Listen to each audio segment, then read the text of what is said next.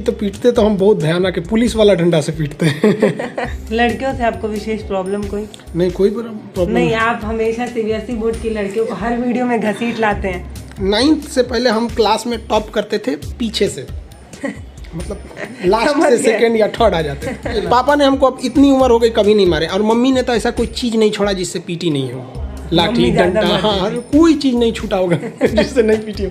कर मुझे लगा था कि वो लोग बम मार देंगे लोग, हम इग्नोर कर रहे थे नॉर्मल, लेकिन जब बम पटका तो मतलब बहुत भयानक, उस दिन दहशत बहुत ख़राब लगता है। उनको धमकी दिया गया कि तुम्हारा अगला वीडियो आएगा ना तो गोली मार देंगे। हम 1 साल तक वीडियो नहीं बनाए थे, डर के मारे। डर सबको लगता है मैडम। मतलब जीवन में बोल लेते हैं ना कि इतना तकलीफ देखें लोग कि अब तकलीफ नहीं होता है तो तकलीफ होती है। सफलता ही दुनिया की परिचय कराती है, वरना एक नाम से तो 75 लोग रहते हैं। बारिश होता है ना, बारिश तो जितने छोटे मोटे पक्षी होते हैं, कौवा हो गया, ये सब, ये छुपने के लिए आश्रय ढूंढने लगते हैं। लेकिन जो बाज होता है ना, उसी बारिश में बादलों को चीरते हुए ऊपर निकल जाता है और बादल से कहता है तू बरस ले बेटा, कितना बरसेगा, आधा घंटा, 1 घंटा। जब बरस जाता है तो आके नीचे उसको चैलेंज करता है। तो परिस्थिति के नीचे हमें नहीं दबना है, परिस्थिति को हम दबा देंगे। यहाँ वो क्लास में दिखता है कि वो एक स्टूडेंट बैठा हुआ है, बट वो स्टूडेंट थोड़ी है, वो माँ बाप की उम्मीद बैठी हुई है उस बेंच पे। खैर एसएससी तो बर्बाद कर दिया स्टूडेंट को, रात पीछा है, ठीक है। और इसमें एक चीज अच्छा है ना कि आपको सारे फ्लेवर भी मिलेंगे, चॉकलेट भी है, जिंजर भी है, इलायची भी है, शायद मेरे लिए तो 1 साल का काम हो गया। नमस्कार दोस्तों, मैं हूं पल्लवी राय और आप देख रहे हैं भारत एक नई सोच। गोरखपुर से चलकर फिर से बिहार पटना आ गए हैं क्योंकि आप लोगों की डिमांड थी कि खान सर से एक और बार बातचीत की जाए। बातचीत करने में मज़ा तो आता है क्योंकि सर के पढ़ाने का तरीका बहुत अलग है। और पहली बार जब हम लोग बातचीत किए थे तब परिस्थितियाँ इतनी अच्छी नहीं थी कि बहुत अच्छी बात हो पाए, क्योंकि 1 हफ्ते का हम लोग का भी बिहार दौरा रहा तो सवाल नहीं बन पा रहे थे मेरे से भी, क्योंकि मैं बहुत ज़्यादा थकी हुई थी। तो आज हमने एक छोटा सा पिटारा तैयार किया है आपसे, और एक सवाल के बाँट छोड़े जाएंगे और आप जवाब देंगे। और अध्यापक से ये उम्मीद होती है कि आप लोग जो है वो हमेशा तैयार रहते हैं, जैसे जवान हमेशा बॉर्डर पर तैयार रहते हैं। तो आपका बहुत बहुत स्वागत है। धन्यवाद। और पता है बहुत ऐसे लोग हैं जो ये जानना चाहते हैं, क्योंकि टीचर जो होते हैं वो हमेशा एक जो सबसे ज़्यादा कठोर टीचर होता है, एकदम डंडा लेके चलने वाला, उसकी छवि बड़ी अच्छी मानी जाती है। क्योंकि हम लोग गांव में देखे हैं, जब जो हरी वाली डंडी से जो टीचर मारते थे उनको गांव में उनका बड़ा नाम होता था कि अरे वो मास्टर बहुत बढ़िया है, ऐसा माना जाता था। लेकिन आपका पढ़ाने का तरीका बहुत ही ज़्यादा अलग है। तो क्या सोचते हैं कि इस तरह की छवि से भी समाज में कुछ बदलाव आ रहा है? देखिए, रही बात पीटने की, तो पीटते तो हम बहुत भयानक है, पुलिस वाला डंडा से पीटते हैं। मेरे कहने का सेंस है कि देखिए, जब टीचर पढ़ा रहा है तो उसे पढ़ाने में कोई कमी नहीं छोड़नी चाहिए, और स्टूडेंट को पढ़ने में कोई कमी नहीं करना चाहिए। और अगर टीचर नहीं पढ़ा रहा है तो स्टूडेंट्स का ये अधिकार है कि उनसे पूछे हर चीज़। जब तक 100% सेटिस्फाई नहीं हो जाते हैं तब तक आप उस टॉपिक को ना पढ़ें। हमारा खुद का मानना होता है कि अगर कोई टीचर किसी टॉपिक को पढ़ा दिया, उसके बाद भी अगर स्टूडेंट को डाउट है, तो इसमें हम 10% दोषी मानते हैं स्टूडेंट को, 90% मानते हैं टीचर को। कि भाई आप कैसे बताएं कि उसको डाउट रह गया। एक नीचे से लेके एकदम लास्ट बेंच तक को सेटिस्फाई करना चाहिए, और उसके बाद भी अगर नहीं होता तो फिर तो स्टूडेंट की भी लापरवाही होती है। अगर स्टूडेंट ध्यान ही नहीं देगा तो फिर पीटना तो पड़ता ही पड़ता है। लेकिन हाँ, अब जो छवि रह गई है पहले वाली, अब वो नहीं रह गई। अब टीचर मतलब एज एकदम उसके बेस्ट फ्रेंड की तरह आप उसे समझाइएगा तो आराम से समझ जाएगा उसको। सुप्रीम कोर्ट का तो गाइडलाइन भी है कि आप बच्चों को मार नहीं सकते। हाँ, तो क्या इसकी वजह से शिक्षा व्यवस्था खराब हो रही है? क्योंकि बहुत से ऐसे बच्चे हैं जिनका आप परसेंटेज देखिए, अभी हिंदी की बात करें, हमारा मातृभाषा है हमारी, लेकिन हिंदी में ही बच्चे फेल हो जाते हैं। तो क्या मानते हैं कि बिना मतलब मार खाए बच्चे नहीं पढ़ सकते, या फिर क्या सोचते हैं इसके बारे में? देखिए, सुप्रीम कोर्ट का गाइडलाइंस अपने जगह पे सही है। बच्चा जो होता है उसको कभी भी पढ़ाई इतनी इंटरेस्टेड चीज़ है ना कि उससे कोई भाग ही नहीं सकता है, बशर्ते उसको इंटरेस्ट, वो शौक उसमें आना चाहिए। अब इसमें 2 चीज़ें होती है। एक लड़कों का, जैसे मान के चलिए कि कोई टीचर पढ़ा रहा है एक स्टैंडर्ड में, तो लड़कों को भी रहना चाहिए कि हमको ये पहले से ये चीज़ आना चाहिए। टीचर की भी मजबूरी होती है, उसे पूरे क्लास को लेके चलना है। अब कोई लड़का बहुत तेज है तो वो तेज के हिसाब से नहीं जा सकता है, क्योंकि जो बहुत कमज़ोर है उसे समझ में नहीं आएगा, और जो बहुत कमज़ोर है उसके हिसाब से भी नहीं चलेगा। फिर जो पढ़ने में तेज है या एवरेज है उसको बोरिंग लगने लगेगा। तो टीचर को एक एवरेज लेके चलना चाहिए, तो स्टूडेंट को भी चाहिए कि एक एवरेज लेके चले। अब भाई जो रही बात फेल होने की, तो अगर कोई पढ़ेगा तो ऐसा नहीं है कि ज़बरदस्ती फेल किया जाता है। और हम मान के चलिए कि मातृभाषा हिंदी में फेल हो रहे हैं या किसी भी सब्जेक्ट में फेल हो रहे हैं, तो इसमें तो स्टूडेंट की गलती है। इसमें आप 100% किसी टीचर को नहीं थोप सकते हैं, वो तो पढ़ा रहा है सबको। एक टीचर की भी अपनी एक लिमिटेशंस होती हैं। अब इसमें गार्जियन का भी रोल होता है। सबसे बड़ा चीज़ क्या है ना, लड़कों के अंदर से डर खत्म हो गया है और गार्जियन ना बच्चों को टेकन फॉर ग्रांट ले लेते हैं। अरे पढ़ रहा है ना, ऐसे पढ़ रहा है। गार्जियन को भी पूछना चाहिए कि भाई हम ये चीज़ कर रहे हैं, इसका हमको आउटकम क्या मिल रहा है। तो और एक और चीज़ है कि स्टूडेंट्स की सबसे बड़ी गलती क्या होती है, वो टारगेट बड़ा लंबा ले लेते हैं कि हमको इस महीने में इतना पढ़ना है, और उसका जब वो असेसमेंट करने जाते हैं कि हमने इस महीने में इतना पढ़ा कि नहीं पढ़ा, तो वो लास्ट महीने में करते हैं। महीने की 25-26 आ जाएगी तब उन्हें लगेगा मेरा टारगेट तो पूरा ही नहीं हुआ। तब कर क्या सकते हैं, कुछ नहीं। तो लड़कों को भी चाहिए कि वो क्या करना है ये नहीं सोचें, अभी क्या कर रहे हैं, आज हम क्या कर सकते हैं, आज बेस्ट क्या दे सकते हैं, इसको देखिए ना। और आज शाम को असेसमेंट कीजिए कि आज हमने जो सुबह सोचे थे कि इतना पढ़ना है, ये हुआ या नहीं हुआ। नहीं होगा तो अगले दिन आप कर सकते हैं कम। इससे क्या है कि मान के चलिए आपका टारगेट नहीं भी पूरा हुआ तो एक ही दिन बर्बाद होगा। लेकिन लड़का लोग नहीं, वो मिलिट्री की तरह टाइम टेबल बनाता है कि मुझे 6 बजे उठ जाना है, 6 से 7 बजे तक फ्रेश हो जाना, 7 से 10 मैथ पढ़ेंगे, 10 से 11 GS पढ़ेंगे। मतलब एकदम वो एयरफोर्स का जिस तरह होता है ना कि हाँ यहाँ से यहाँ बम्बार्डमेंट करना, उस तरह से बना लेता है। तो ये लड़कों को में भी है। तो इसके लिए क्या है कि थोड़ी सी अभी एजुकेशन सिस्टम भी चेंज हो रहा है, हो भी गया, वो अब लागू हो जाएगा अगले साल से। तो उससे काफ़ी लड़कों को इम्प्रूवमेंट मिलेगा। रही बात टीचर्स को, तो सब्जेक्ट तो ज़रूरी है पढ़ाना, लेकिन इसके साथ साथ उसको पर्सनल लाइफ में भी ध्यान देना है कि आजकल के स्टूडेंट के अंदर मोबाइल इतना ज़्यादा हो गया, इंटरनेट, कि उसी में ज़्यादा बिजी रह जा रहा है। अनौपचारिक बातचीत है और सर ने कहा कि आजकल जो है पढ़ाई का तरीका बदल रहा है, तो आपके पढ़ाने का तरीका भी बदल रहा है। अच्छा, एक सवाल जो है ना, बहुत सी मेरी दोस्तों ने भी कहा था पूछने के लिए, मैं आपसे पूछूंगी भी। और मेरा सवाल यही है कि जब आप लिपस्टिक की बात करते हैं लड़कियों की, तो आप खुद ही बता देते हैं कि अच्छा ये होठ पे लगाने वाला लिपस्टिक होता है, गाल पे लगाने वाला ये होता है। तो आप कैसे इन सारे प्रोडक्ट का नाम जानते हैं? मैडम आपसे ज़्यादा डिमांड करती हैं, कैसे आपको पता है? ऐसा नहीं है, घर में आदमी रहता है तो देखता ही रहता है। अपने मान लीजिए कजन्स वगैरह जितने घर में रहते हैं उनको देखता है। देखिए मेन ये है कि हम लोग वो जानबूझ के इस तरह से वर्ड यूज़ करना पड़ता है कि लड़कों को समझ में आए। हम किताबी भाषा तो आप मानते हैं कि लड़के ज़्यादा नोटिस करते हैं सारी चीज़ें? हाँ, देखिए कोई भी चीज़ आदमी आप नोटिस की वही चीज़ बताइए ना जो वो जानता है। सीधी सी बात, वो जो नॉर्मल जीवन में हर जगह साइंस है, हर जगह उसका यूज़ हो सकता है। तो आप नॉर्मल चीज़ों को बताइए जिसे वो जानता है, उसको अलग से किताबी दुनिया में मत लीजिए। कहते हैं लोग ना कि पढ़ाई में इंटरटेनमेंट होना चाहिए, हम थोड़ा सा हट के कहते हैं। हम कहते हैं इंटरटेनमेंट के अंदर पढ़ाई घुसेड़ दीजिए। लड़का को लगेगा ही नहीं कि हम पढ़ाई करने हैं, वो तो सोचेगा कि हम इंटरटेन करके पढ़ के चला गया। वो उसको बोरियत नहीं महसूस होना चाहिए। कि लड़का जब क्लास में घुसे ना, लास्ट में जब आपको बोलिए कि हाँ आज का क्लास ओवर, तो वो चौंक जाए, 1 घंटा खत्म हो गया मेरा। इस तरह से रहेगा तो कोई फेल नहीं होगा। और समस्या क्या है कि हम लोग की जो एजुकेशन सिस्टम बनाया किसने था? लॉर्ड मैकाले ने। उसने सबसे बड़ा खराबी क्या किया? हमारे अंदर सवाल पूछने की क्षमता खत्म कर दी। हम ये पूछते हैं कि टीचर बता दिया ये ऐसा है या इस किताब में ऐसा लिखा है।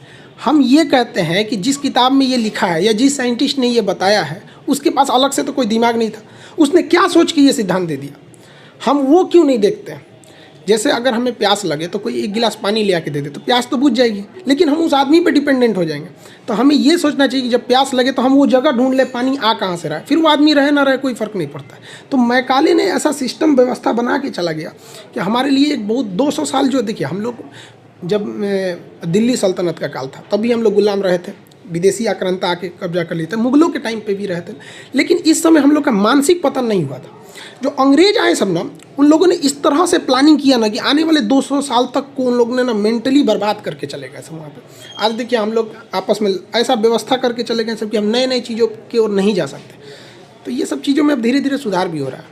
अच्छा, आप अपने मैक्सिमम वीडियो में ये एक्सेप्ट भी करते हैं कि आजकल के जो हमारे यंग युवा भाई लोग हैं, उनका ज़्यादा नोटिस होता है, वो क्लास में लड़कियों के प्रति ज़्यादा रुझान रहता है। आपकी वीडियो से भी पता चलता है। तो मैं ये भी जानना चाहती हूँ कि आप भी तो इसी ज़माने में पढ़ के निकले हैं, आप भी बहुत पुराने नहीं हैं, तो क्या आपके कॉलेज में भी ऐसा कुछ था? आपका भी कहीं इंटरेस्ट था कुछ? अब आप ऑन कैमरा बताएं या ना बताएं, क्योंकि आपकी शादी तय हो चुकी है, तो हो सकता है इसमें दिक्कत आ सकती है। नहीं देखिए ये सब चीज़ें जो होती हैं ना, आजकल लड़कों में ना एक उम्र का दोष होता है। लड़के उस उम्र में रहते हैं तो उनको समझ में नहीं आता है हर चीज़ का। लड़कियों को भी इंक्लूड कर सकते हैं। हाँ, लड़कियों में, लड़का लड़की सबको ही कहते हैं, ये एक एज का डिफरेंस है। लेकिन समय बहुत अजीब चीज़ होता है। समय और समझदारी दोनों बड़ी अजीब चीज़ है। जब समय रहता है ना तो समझदारी नहीं आती, जब समझदारी आती है तो समय चला जाता है। दुनिया का कोई इंसान कामयाब हुआ है तो उसको एक ही चीज़ है कि उसने समय रहते समझदार हो गया था, और असफलता वही हुआ है जो समय के बाद पछताने से कोई फ़ायदा नहीं। लोग यहाँ ड्रीम देखते हैं, ड्रीम। हम आपको अपनी पर्सनल बात बताते हैं, हम स्टूडेंट लाइफ में कभी ड्रीम नहीं देखे थे। लड़कों का जो ड्रीम था ना, मेरा ड्रीम मेरा प्लान था, not my dream, it's my plan, कि हमको ये करना है। और वही हम अपने फ्रेंड सर्किल में देखते थे ना, उनका वो सपना था, काश ये हो जाता, मैंने काश ये हो जाता, काश हम ये करेंगे और ये हम करके दिखाएंगे। तो हमने अपनी ज़िंदगी में कभी कोई ड्रीम नहीं देखा, और आज तक हमारा कोई सपना नहीं है, वो मेरा प्लान है, हमें ये करना है। और हम उसको जब तक नहीं कर लेते हैं हमको एकदम मतलब शांति नहीं रहता। और स्टूडेंट लाइफ में लड़के देखिए, जो भी अपने समय के साथ खिलवाड़ किया उसको तो चौपट होना फिक्स है। तो जो भी आजकल स्टूडेंट है, लड़का लड़की, ये लोग में इनको लगता है कि ये जो 4 दिन की चांदनी है इनमें लगता है, तो जो इनकी स्टूडेंट लाइफ की ज़िंदगी जिनकी बहुत रंगीन रहती है ना, उनका आगे का पूरा जीवन सादा बीत जाता है। और स्टूडेंट लाइफ में जितना सादा ज़िंदगी बिताइए, आगे की ज़िंदगी उतनी आसान है। हम लोग की रही बात स्टूडेंट लाइफ की, हम लोग की तो हमारा मतलब बताते हैं ना कि पॉकेट खर्च से भी कम पैसे आते थे हम लोग के पास। शायद यही रीज़न रहा था कि आज हम लोग यहाँ पे हैं। उस वक्त हम मतलब देखते थे और दोस्तों को कि इनके फैमिली से इतने पैसे आ जाते हैं। कभी कभी अपने परिवार वालों को भी कोसते थे, यार एक मेरे परिवार वाले हैं, मतलब एक शर्ट खरीदने का भी एक्स्ट्रा पैसा नहीं देते। लेकिन आज हमें बहुत खुशी होती है कि सही किया उन लोगों ने नहीं दिया, क्योंकि आज मेरे लिए प्राइस टैग मायने ही नहीं रखता है, उस पर कितना प्राइस है ये मायने नहीं रखता है। लेकिन क्या कहिएगा, उस समय अब एक वो रह गया ना, स्टूडेंट लाइफ में गार्जियन जितना भी बच्चों को दबा के रखें, कम पैसे दें, वो ज़्यादा बेटर रहता है। यही लाइफ रहती है लड़का लड़की सबके लिए। हम यही कहेंगे स्टूडेंट लाइफ को सादा बिताना चाहिए। आपका एक वीडियो देख रही थी, उसमें आपने फांसी वाली बात बताई थी। एक लड़की को फांसी दी जा रही है और जो उन्होंने किया वो जघन्य अपराध है, मानती हूँ, लेकिन आप उसमें जो लाइन बोले हैं उसी पे क्वेश्चन बना रही हूँ। आपने कहा कि जो हमारे आजकल के जो युवा हैं वो जो लव मैरिज करते हैं वो गलत है। तो मैं आपसे पूछना भी चाहती हूँ कि आप तो एक तो संविधान में बहुत भरोसा रखते हैं, आप संविधान प्रिय इंसान हैं, दूसरी तरफ आप कहते हैं कि युवा जो है उनको लव मैरिज नहीं करना चाहिए, बल्कि संविधान खुद कहता है कि जो समझदार हैं, जो 18 साल से ऊपर हैं, वो किसी भी जाति धर्म लिंग में शादी कर सकते हैं। ये इंसान जो उनकी व्यक्तिगत स्वतंत्रता होनी चाहिए। तो आप दोनों बात काट नहीं रहे हैं? एक तरफ आप संविधान को भी पसंद करते हैं और दूसरी तरफ आप कह रहे हैं कि लव मैरिज भी नहीं करना है। देखिए, हम कभी नहीं कहें कि लव मैरिज गलत है, लेकिन लव मैरिज के लिए इसका मतलब ये नहीं कि केवल माँ बाप से लव नहीं है। इसका मतलब भाई बहन का लव वो नहीं है। मतलब अगर हम अपने लव मैरिज के चक्कर में, या कोई लड़का या कोई लड़की अपने लव मैरिज के चक्कर में पूरे परिवार के लव को चौपट कर दे, तो हमारा कहना है कि साथ चलिए, कचल के मत चलिए किसी को। आपका ज़िंदगी है। माँ बाप ने जिसे उंगली पकड़ के चलना सिखाया, आप अपना घर छोड़ के चले जाएंगे, या फिर वो जिसने शबनम वाला जो केस अभी हाल में हुआ है, कितना जघन्य अपराध किया, ऐसे को लव कहते हैं इसको? नहीं, मैं उनकी बस वो वीडियो के बारे में बता रही थी कि मैंने वहां से वो लाइन कैच की है। मैं आपसे पूछना चाहती हूँ, आपकी व्यक्तिगत राय क्या बनती है कि जो संविधान तो ये कहता है कि 18 साल के बाद हर इंसान इतना परिपक्व हो सकता है कि वो अपना जीवन साथी चुने, और उसको चुनना भी चाहिए, एकदम चुनना चाहिए। लेकिन केवल जीवन साथी चुन लेना ही लास्ट डिसीजन नहीं होता है। हम कोई लड़का अभी मैट्रिक में, इंटर में है, ग्रेजुएट, खुद सेटल नहीं है, जीवन साथी चुन लेगा, 2-3 साल बाद उसके बच्चे होंगे, उसको कहाँ ले जाएगा वो? फिर उसके लिए तो अपना जीवन साथी चुन लिया, आने वाली पीढ़ी का जीवन बर्बाद कर दिया। आप एक सेटल्ड हो गए हैं, आपकी जॉब हो गई है, या फिर आप एक अच्छे से सेटल्ड हैं, नो डाउट आप कीजिए। हम कौन होते हैं रोकने वाले? संविधान अधिकार देता है उन्हें। हम एक टीचर हैं, हमारा कोशिश यही रहता है कि बच्चों को हम बहुत सी चीज़ होती है जो तजुर्बा होना चाहिए। हम लोग को एक्सपीरियंस है कि दुनिया इस तरह नहीं है। जब तक आप सफल नहीं है तब तक आपका कोई वैल्यू नहीं है। सफलता ही दुनिया की परिचय कराती है, वरना एक नाम से तो 75 लोग रहते हैं। तो स्टूडेंट अभी कॉलेज में है, उसको पढ़ाई पर फोकस करना चाहिए। अभी से वो जीवन साथी खोजेगा तो फिर पढ़ाई कब करेगा? एक साथ आप 2 काम नहीं ना कर सकते। तो उसको मेन फोकस करना चाहिए सक्सेस होना। और सक्सेस हो जाओ तो कर लो भाई, तुमको कौन रोक रहा है? और सक्सेस होने के बाद कोई रोकता भी नहीं है। जो बोलते हैं लोग ने कि लव मैरिज ये मतलब खराब है, ये गार्जियन रोकते हैं, ये उन्हीं बेरोजगारों को रोकते हैं जिनकी खुद की नहीं है कोई। मतलब बाप के पैसा पे तुम लड़की खोजेगा, ये कौन सा लव है? ये तो मैं मान रही हूँ, आप बात सही कर रहे हैं, लेकिन समाज में हमारे ये जाति वाला भी मसला होता है, और इस वजह से भी लोग शादी नहीं करना चाहते हैं। जैसे कि मान लीजिए कोई हिंदू है तो वो नहीं चाहता है, उसके मम्मी पापा नहीं चाहते हैं कि मुस्लिम से शादी हो, मुस्लिम नहीं चाहते हैं हिंदू से शादी हो।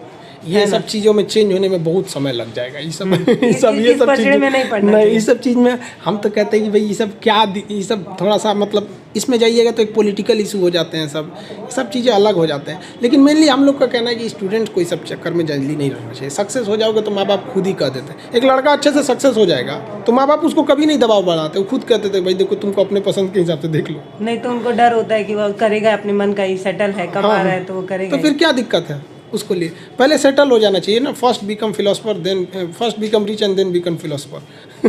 अच्छा, आपका बचपन कैसा रहा है? बचपन में आपने बहुत ज़्यादा बचपन में हम देखिए फाइनेंशियल स्थिति हम लोग की सही नहीं थी। पापा क्या करते थे? हम लोग के पापा कई तरह के जॉब में मतलब स्विच करते गए जॉब में। कुछ समय वो फॉरेन भी रहे थे, फिर वो नेवी में कॉन्ट्रैक्ट बेसिस पे कुछ वो काम होते हैं उसमें भी गए थे। मतलब कुल मिला के प्राइवेट काम करते थे? हाँ, मतलब वो स्विच करते रहे, कभी इस जॉब से कभी उस जॉब, मतलब बहुत ज़्यादा वहाँ रहा। और रही बात हमारी तो मतलब हम लोग पढ़ने में बहुत ज़्यादा ना अच्छे थे ना खराब थे, एक एवरेज स्टूडेंट रहे थे। लेकिन हाँ, जिम्मेदारी पता थी कि हमारी परसेंटेज बताएंगे? परसेंटेज मतलब किस चीज़ में? 10th इंटर ऐसे? अच्छा, हम लोग का 10th से पहले हम मतलब 9th से पहले, हाँ। 9th से पहले हम क्लास में टॉप करते थे पीछे से। मतलब लास्ट से सेकंड या थर्ड आ जाते थे। बट 9th में हम लोग को रियलाइज़ हुआ ना, पता नहीं कैसे, एक तरह से कहिए ना कि जैसे नहीं मोक्ष की प्राप्ति हो जाती है इस टाइप की। रियलाइज़ हो गया, मतलब एक अजीब सा टाइप का एक रियलाइज़ होने लगा कि नहीं पढ़ाई बहुत ज़्यादा। वो रियलाइज पापा के मार की वजह से तो नहीं हुआ? नहीं, पापा ने हमको अब इतनी उम्र हो गई कभी नहीं मारे, और मम्मी ने तो ऐसा कोई चीज़ नहीं छोड़ा जिससे पीटी नहीं हो। लाठी डंडा, हाँ, कोई चीज़ नहीं छूटा होगा जिससे नहीं पीटी हो। खैर वो जरूरी भी है, और पापा कभी नहीं डांटे हम लोग को। लेकिन जब तक लड़के के अंदर खुद से रियलाइज़ नहीं होगा कि हमें पढ़ना चाहिए, ये शौक नहीं होगा। ऐसा क्यों हुआ था? कुछ रीजन? हाँ, हम ये जरूर बताएंगे। कोई नहीं डांट के पढ़ा सकता, हम गारंटी करते हैं किसी को कोई डांट के पढ़ा ही नहीं सकता है। ये शौक कब आती है? जब आपको पढ़ाई समझ में आने लगती है। जिस दिन लड़के को पढ़ाई समझ में आने लगा, अच्छा ये ऐसे नहीं ये ऐसे होगा ना, उसको एक अगर समझ में आ गया ना तो उसके लिए पढ़ाई वो खेल हो जाएगा। जैसे देखिएगा, आदमी कपड़ा वगैरह देखते हैं, कपड़ा में कुछ धागा निकलता है, अगर वो धागा आगे जाके फंस जाता है ना तो लोग उसको नहीं खींचते हैं, और अगर वो धागा खींचता गया ना तो अपन पूरा खींचते चले जाते हैं। तो वैसे ही पढ़ाई है। पढ़ाई में इंटरेस्ट उसको तभी आएगा जब उसको समझ में आ जाएगा, और अगर उसको समझ में आ गया ना, आप उसको मारिएगा कि तुम मत पढ़ तो भी पढ़ेगा वो। नशा है पढ़ाई? नशा है पढ़ाई में। एक मेरी बहुत छोटी स्टूडेंट है शिवानी और अंकित, 5-7 साल के हैं सब, उन लोग को पढ़ाई का नशा है एकदम। तो जब तक समझ में नहीं आ रहा है तब तक दुनिया का कोई चीज़ उसको नहीं समझा सकता, मतलब उसके अंदर पढ़ाई का शौक नहीं ला सकता है। तो कोशिश बस ये करना चाहिए, एक बार उस नशा को चख ले। जिस तरह शराब पीने वाला शराब नहीं छोड़ पाता है, गुटखा खाने वाला गुटखा नहीं छोड़ पाता, उसी तरह पढ़ाई भी एक नशा है। एक बार लग गया ना तो भी नहीं छोड़ सकते। पर इसमें तो भविष्य बनती है। हाँ, भविष्य बनती है, चीज़ों में नहीं बनती। आप सेना में जाने वाले थे और अभी आप टीचर हैं। हमको शुरू से ही फौज में जाना था। हमको हमने बड़े भाई फौज में हैं। हम लोग मतलब क्या बताएं कि एक फौज के सिवा ज़िंदगी में हम लोग कुछ सोचे ही नहीं कि हमें फौज में ही जाना है। उसी हिसाब से तैयारी भी करते थे। अब दिल लगा चुड़ैल से तो परी किस काम की। हाँ। तो हम लोग उसी हिसाब से जब से मैट्रिक पास किए 10th तो एनसीसी में गए, फिर धीरे धीरे तो वहीं से फिर एनडीए हो गया, ये सब का एग्ज़ाम हो जाता है। तो सबसे बड़ा खराबी क्या है मेरा हाथ टेढ़ा है। ये जो हाथ है ये बहुत ज़्यादा टेढ़ा है। तो फाइनली हमको पता चल गया कि नहीं हो सकता इसमें। अब उसके बाद से मेरा कुछ दिल ही नहीं किया। तो आगे क्या कर सकते हैं? मेडिकल वाली चीज़ गए थे तब आपको मेडिकल अनफिट किया गया कि आपको खुद से ही कोई बता दिया? नहीं, हम वहाँ गए थे। इलाहाबाद में एसएसबी बोर्ड होता है, सर्विस सिलेक्शन बोर्ड, वहाँ पे। अब हमको एक्यूरेट बोर्ड का नंबर याद नहीं है, बट 18th शायद एसएसबी बोर्ड था। अब ये आज से 8-9 साल पहले की बात है। तो बोर्ड का वो एक्यूरेट नहीं, बट इलाहाबाद में हम लोग गए थे। वहाँ पे काफ़ी बेहतरीन, जो लड़के एसएसबी इंटरव्यू देने जाएंगे वैसी इज्जत होती है जैसे दूल्हा का इज्जत होता है। वहाँ पे एकदम नाश्ता पानी सब मिलेगा, खाना पीना एकदम बढ़िया, VIP व्यवस्था होती है। तो वहाँ जाने के बाद रियलाइज़ हुआ, फिर हम कहे कि अब तो कुछ कर ही नहीं सकते हैं ना। कुछ चीज़ें होती जिन्हें आप नहीं सुधार सकते। अब हड्डी टेढ़ा हम कैसे इसको सीधा करें, टूट जाएगा जो भी है वो। तो फिर उसके बाद हमको समझ में नहीं अब क्या कर सकते हैं। फिर दूसरी चीज़ में मन नहीं लग सकता है। आज भी आप देखिएगा ना, हमको पढ़ाने वगैरह में तो हम डिफेंस वगैरह वाली चीज़, सेना वगैरह वाली चीज़, उसको हम दिल से बताते हैं। बचपन में जब एनसीसी लिया आपने तो आपने ये सपना देखा था कि आप सेना में जाएंगे, और जब नहीं जा पाए तो आपका दिल टूटा और ये नहीं समझ में आया क्या करें। क्योंकि मैं अपनी बात बताऊं, अभी मैं बोलूँगी तो आप कहेंगे कि आपसे मैं ये लाइन चुरा रही हूँ। मेरा भी एनसीसी C सर्टिफिकेट था और मेरा भी एसएसबी के थ्रू भेजा गया था। लास्ट में मेरे पैर की उंगली टेढ़ी है तो मेडिकल अनफिट करके उन्होंने लास्ट भेज दिया। बाकी जो सारा इंटरव्यू 3 इंटरव्यू होता है, 2 इंटरव्यू पास करने के बाद लास्ट में उन्होंने निकाला था सिर्फ ये कह के कि आप मेडिकल अनफिट हैं। तो मैं तो नहीं उभर पाई थी। मुझे पूरा 1 साल लगा था वो सपना ख़त्म करके फिर दूसरा काम शुरू करने में। आपके साथ भी ऐसा कुछ हुआ था कि आपको ये समझ में नहीं आया फ्यूचर में करें क्या, लाइफ बर्बाद है, कुछ नहीं करना है, ऐसा हुआ? ज़्यादा दिन तक के लिए नहीं हुआ, लेकिन फिर भी किसी के बचपन का सपना टूटता है तो उससे तो ऐसा तो नहीं कह सकते कि बहुत इंजॉय करेगा। लेकिन हाँ, एक फ्रस्ट्रेशन थी। सोचते थे करेंगे क्या हम आखिर, क्योंकि हमको पता था कि हम एक ही जगह हमको फौज ही अच्छी लग सकती, दूसरा हमको कुछ अच्छा ही नहीं लगा। तो फ्रस्ट्रेशन रहते थे। तो फ्रस्ट्रेशन को दूर करने के लिए ना किसी किसी को कुछ कुछ बताते रहते थे। अच्छा इधर हो, तुमको ये पढ़ा देते हैं, ये पढ़ा देते हैं। धीरे धीरे टीचिंग में चले। अब टीचिंग में आने के बाद फुर्सत ही नहीं मिलता है, बच्चों से ही पढ़ाते रहते हैं। यही से एकदम समझिए क्लासरूम मेरे परिवार की तरह है। बोर्ड पे टाइमिंग भी लिखी हुई है और उसमें मुझे नहीं लगता है कि आपको गैप भी मिलता है ना। हाँ, बैचेज बहुत ज़्यादा होने की वजह से गैप नहीं मिल पाता है। लेकिन हाँ, पढ़ाई के लिए जिस काम को दिल से करते हैं लोग, उसमें कभी थकान नहीं हो सकती। नहीं, लेकिन एक सवाल भी इससे बनेगा कि बोर्ड पे तो आपके इतने ज़्यादा क्लासेस हैं, हाँ, आप इनकम अच्छा करते हैं लेकिन आप कपड़ा जो है अच्छा नहीं पहनते। लोग ये कमेंट में भी लोग कहते हैं कि सर जो है इतना कमाते हैं लेकिन रहते एकदम सिंपल हैं, पहचान में ही नहीं आते हैं लोग। तो कई लोग तो ये भी कहते हैं कि खान सर इतने फेमस हैं लेकिन उनको देखो तो वो पहचान में ही नहीं आते हैं। ऐसा क्यों? ये कपड़ों से हम कभी मायने नहीं। हम लोग बहुत ज़मीन से उठे लोग, देहात में हम लोग खेल कूद के मट्टी उट्टी में बड़ा हुए लोग। अब वो आने के बाद मतलब जीवन में बोल लेते हैं ना कि इतना तकलीफ देखें लोग कि अब तकलीफ नहीं होता है तो तकलीफ होती है। और कहते हैं कि अगर आपके कपड़े अच्छे रहेंगे ना तो लोग आपको लाइक करेंगे, लेकिन विचार अच्छे रहेंगे तो लोग फॉलो करेंगे। तो हम नहीं चाहते हैं लोग लाइक करें, हम चाहते हैं लोग फॉलो करें। और कहीं ना कहीं हम चाहते हैं कि हम अपने देश को अच्छा कर सकें। खुद अच्छा बनने से बेहतर है, हम लोग को कौन याद रख सकता है? बड़े बड़े ऋषि मुनि जिन्होंने देश के लिए इतना किया, लोग उनको नाम नहीं याद रख पाते। तो हम लोग को अदना जैसे व्यक्ति को कोई क्या याद रखेगा? तो जितना देश को सीख सकते हैं, जितना देश को सुंदर बना सकते हैं, वो ज़्यादा ज़रूरी रहता है। ये कपड़े उपड़े में पैसे लेके कोई, हम तो ईद में भी कपड़े नहीं पहनते। इवन कि मुस्लिम में ईद में नए कपड़े पहने जाते हैं। हमारे घर वाले भी कहते हैं कि पागल हो गया है, कहते हैं हम उस दिन भी नया कपड़े नहीं पहनते। क्या देखते हैं अपने जो हमारे युवा हैं उनके सामने क्या क्या परेशानी आ रही? क्योंकि हम मतलब हमारा सपना बहुत बड़ा बड़ा है, हाँ, कोई यहाँ घर में बैठ के सपना देखता है कि उसको IAS ऑफिसर ही बनना है, लेकिन बन नहीं पाते। और बाद में हम कोसते हैं कि मेरी परिस्थिति अच्छी नहीं थी, हमें हमारे परिवार में हमें सपोर्ट नहीं मिला। फिर मैं ये भी कह सकती हूँ कि मैं करना बहुत कुछ चाहती थी लेकिन मेरे को परिवार की इतनी जिम्मेदारी थी कि मैं कर नहीं पाई। तो आपको क्या लगता है कि जो हमारे युवा हैं उनका सबसे बड़ा कारण, वो अपना कारण यही बताते हैं कि मैं जो बहुत कुछ करना चाहता हूँ उसमें परिस्थितियाँ मुझे आगे नहीं बढ़ने दे रही हैं? देखिए, ये जो परिस्थिति का जो रोना रोते हैं, एक्चुअली में ये रोते नहीं हैं परिस्थिति को लेकर, ये अपनी नाकामयाबी को छुपाने का एक बहाना है उनके लिए। एक्चुअली में उनके सामने ये चीज़ समस्या नहीं। आज के वक्त में, ऑनलाइन के वक्त में हर चीज़ें इतनी सस्ती हैं। जियो के डाटा से सस्ता फीस है। हम लोग की फ़ीस कितनी रहती है? 200 रुपये में हम लोग पढ़ाते थे तो 4 महीने, 50 रुपये भी नहीं पड़ा महीना। और हम लोग के वक्त में ऐसा नहीं था। अगर हम लोग के वक्त में टीचर ही बता सकते हैं, ना गूगल था ना कुछ था। आज तो हर चीज़ ढूंढ सकते हैं यहाँ पे। तो ये जो बताते हैं ना हमारे सामने परिस्थितियाँ ऐसी है वैसे, वो सबके साथ परिस्थिति खराब रहती है। जब बारिश होता है ना, बारिश, तो जितने छोटे मोटे पक्षी होते हैं, कौवा हो गया, ये सब, ये छुपने के लिए आश्रय ढूंढने लगते हैं। लेकिन जो बाज होता है ना, उसी बारिश में बादलों को चीरते हुए ऊपर निकल जाता है और बादल से कहता है तू बरस ले बेटा, कितना बरसेगा? आधा घंटा, 1 घंटा। जब बरस जाता है तो आके नीचे उसको चैलेंज करता है। तो परिस्थिति के नीचे हमें नहीं दबना है, परिस्थिति को हम दबा देंगे यहाँ पर। तो हमें किस्मत पे नहीं रोना चाहिए कभी भी किसी को। और लोग कहते हैं कि मेरा ये सपना है। जब तक सपना देखेंगे कभी पूरा नहीं होगा। सपने को अपने प्लान बना दीजिए। जो हमारा सपना है उसको हमें प्लान बना के रखना है कि ये हमारा प्लान है। लेकिन जब तक हम ये कहेंगे ना ये मेरा सपना है, सपना ही रह जाएगा। प्लान है तो कंप्लीट करना है। कहते हैं ना, अपनी मंजिल को भुला कर जिया तो क्या जिया, है दम तो तुझमें तो उसे पा कर दिखा, लिख दे खून से अपनी कामयाबी की कहानी और बोल उस किस्मत को, है दम तो मिटा के दिखा। किसी किस्मत की हिम्मत है जो अटल बिहारी वाजपेयी के योगदानों को मिटा सकता है, APJ अब्दुल कलाम के योगदान को मिटा सकता है, स्वामी विवेकानंद के योगदान को मिटा सकता है। किसी किस्मत में या कोई ऐसी लकीर हाथ की लकीर मिटा सकती है? किस्मत को चैलेंज करते हैं कि इनके योगदान को मिटा के दिखा दीजिए, नहीं मिटा सकता है। और रही बात परिस्थिति की, तो नरेंद्र मोदी चाय बेचते थे, APJ अब्दुल कलाम अखबार बेचते थे।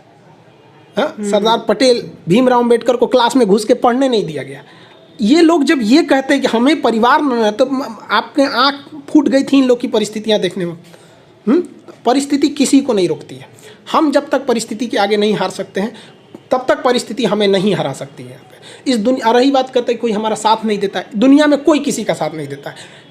दुनिया में हम today is the result of our own past action and whatever we wish to be in future is depend on our present activity. हम क्या हैं ये कुछ नहीं, हमारा आज जो है हमारे पीछे किए गए कल का आज रिजल्ट है। हम कल अगर बदमाशी करेंगे तो आज कोई बहुत बड़े अधिकारी बन के नहीं बैठेंगे। आज कोई स्टूडेंट दिन भर में 4 घंटे यूट्यूब पे वीडियोज़ देख रहे हैं, गेम खेल रहे हैं, और कल को सोचेंगे कि हमारा एग्ज़ाम नहीं निकल रहा है। कैसे निकल जाएगा आपका?